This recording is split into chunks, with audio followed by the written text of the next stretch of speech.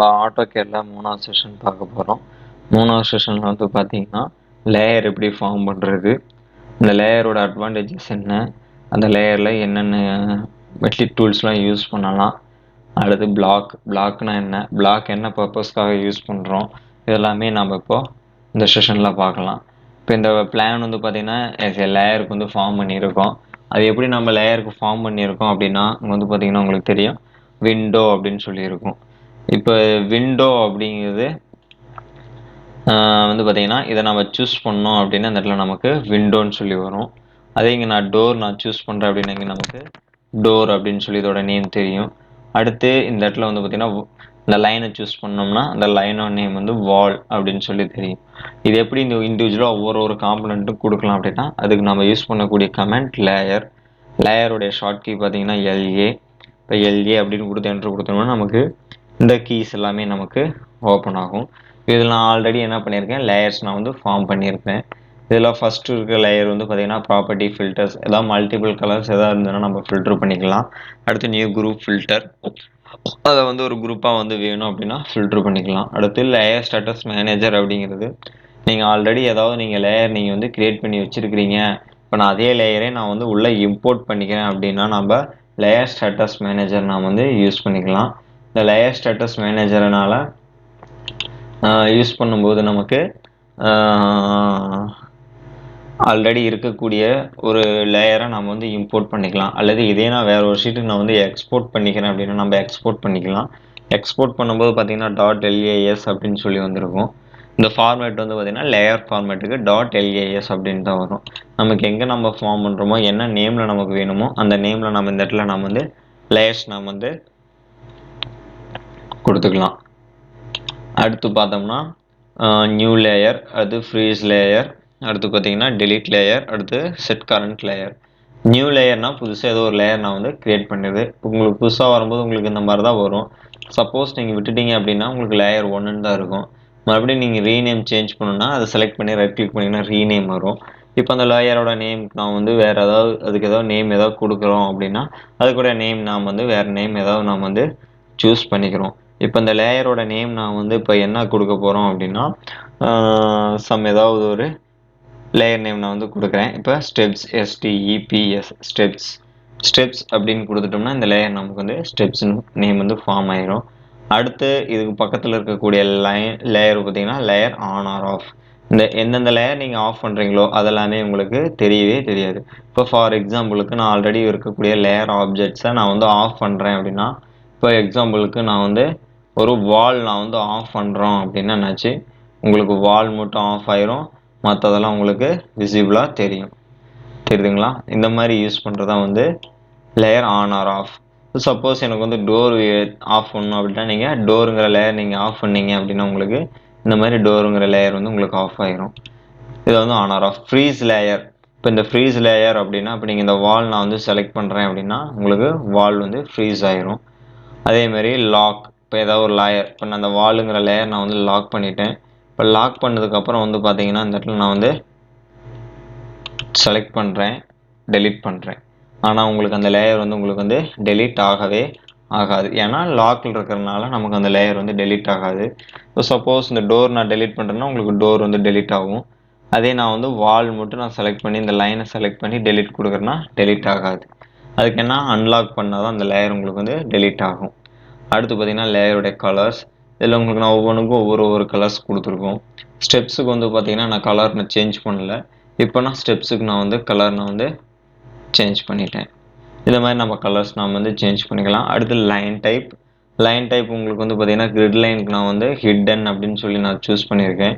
அதை எப்படி சூஸ் பண்ணலாம்னா இங்கே லோடில் போனோம்னா நமக்கு மல்டிபிள் லைன்ஸ் இருக்கும். உங்களுக்கு எந்த மாதிரி லைன் வேணுமோ அந்த மாதிரி லைன்ஸ் நீங்கள் செலக்ட் பண்ணி சூஸ் பண்ணிவிட்டு இந்த இடத்துல நாம் வந்து செலக்ட் பண்ணி ஓகே கொடுத்துக்கலாம்.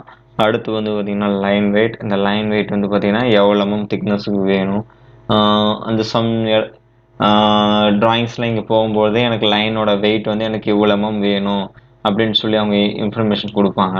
அப்படி உங்களுக்கு இன்ஃபர்மேஷன் கொடுத்தாங்கன்னா உங்களுக்கு எவ்வளோ லைன் வெயிட் தேவையோ அவ்வளோ நீங்கள் லைன் வெயிட் நீங்கள் வந்து கொடுத்து யூஸ் பண்ணிக்கலாம். அடுத்து பார்க்குறது பார்த்தீங்கன்னா டிரான்ஸ்பரன்சி. இப்போ லைன் வந்து உங்களுக்கு எந்த அளவுக்கு தெரியணும், டார்க்காக தெரியணுமா அல்லது லைட்டாக தெரியணுமா அப்படிங்கிறத நம்ம டிரான்ஸ்பரன்சியில் கொடுத்துக்கலாம். பிளாட் ஸ்டைலுங்கிறது நம்ம யூஸ் பண்ணக்கூடிய கலர் வந்து பார்த்திங்கன்னா பிரிண்ட் அவுட் எடுக்கும்போது இந்தந்த மாதிரி கலர் நம்பர்ஸில் தான் வரும். பிளாட் அப்படிங்கிறது கொடுத்தோம் அப்படின்னா பிளாட் கொடுக்கும்போது என்ன ஆகும் அப்படின்னா நீங்கள் பிரிண்ட் அவுட் எடுக்கும்போது எந்த லேயர் நீங்கள் வந்து ஆஃப் பண்ணி வச்சுருக்கீங்களோ அந்த லேயர் உங்களுக்கு பிரிண்டில் வராது. அடுத்து UVB ஃப்ரீஸ் அப்படிங்கிறதும் அதேமாரி ஒரு சேம் ஆப்ஷனுக்காக தான் நம்ம யூஸ் பண்ணிக்கிறோம். இப்போ நான் லேயர் நான் சூஸ் பண்ணிட்டேன். இந்த மாதிரி நம்ம வால் நான் சூஸ் பண்ணி ட்ரா பண்ணிட்டேன். இப்போ ஃபார் எக்ஸாம்பிளுக்கு விண்டோ இருக்குன்னு வச்சுங்களேன். இப்போ விண்டோ யூஸ் பண்ணி ஒரு லைன் நான் வந்து யூஸ் பண்ணிட்டேன்.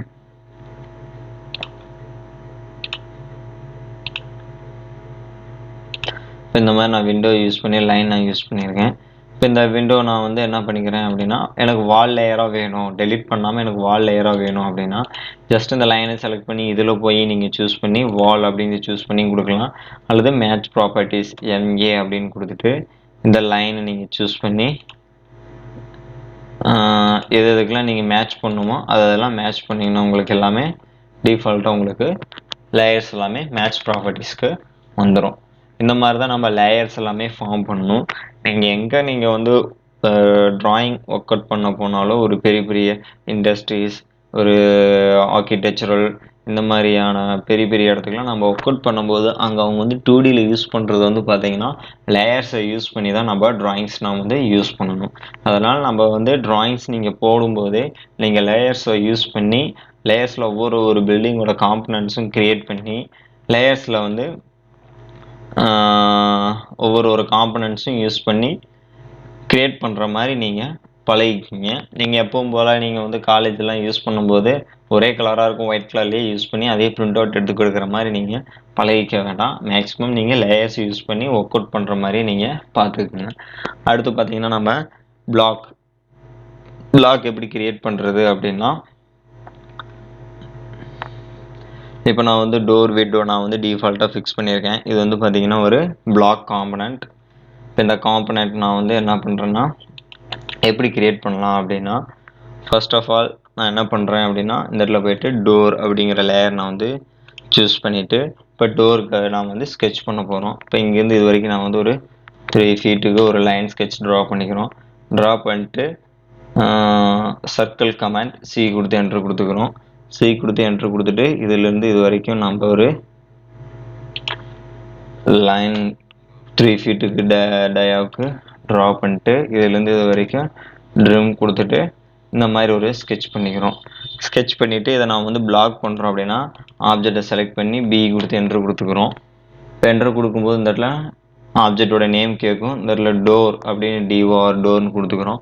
பிக் பாயிண்ட் அப்படின்னு எதுக்காக கொடுக்குறோம்னா நம்மளுடைய ஆப்ஜெக்ட் வந்து எனக்கு தான் வந்து பாயிண்ட் அப்படின்னு சொல்லி கொடுக்குறதுக்கு. இங்கே வந்து கன்வெர்ட் டு பிளாக் அப்படின்னு சொல்லியிருக்கணும். நம்மளுடைய ஆப்ஜெக்டோட விசுவலேஷன் இங்கே நமக்கு தெரியும்.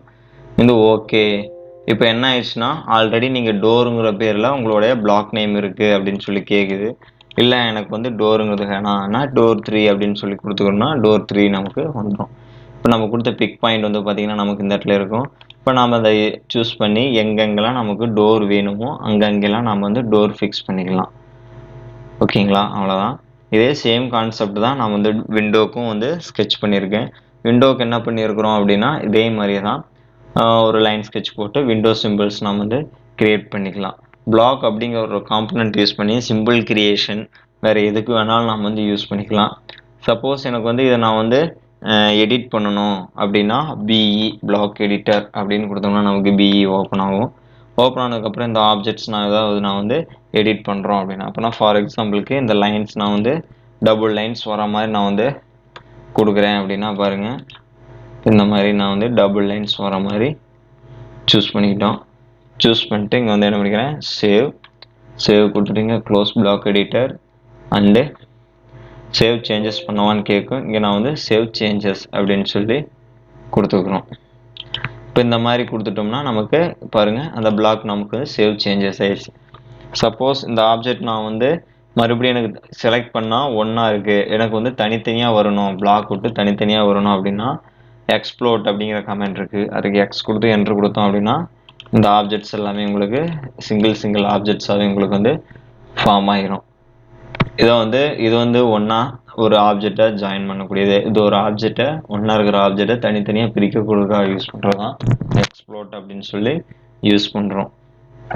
இந்த மாதிரி தான் நம்ம வந்து லேயர்ஸ் நம்ம வந்து யூஸ் பண்ணி ஒரு ஆப்ஜெக்ட் கிரியேட் பண்ணி ஒரு லேண்டில் பிளான் பண்ணி ஃபிக்ஸ் பண்ணி வைக்கிறதுக்காக தான் யூஸ் பண்ணுறது தான் வந்து பார்த்தீங்கன்னா லேயர்ஸ் அப்படிம்போம்.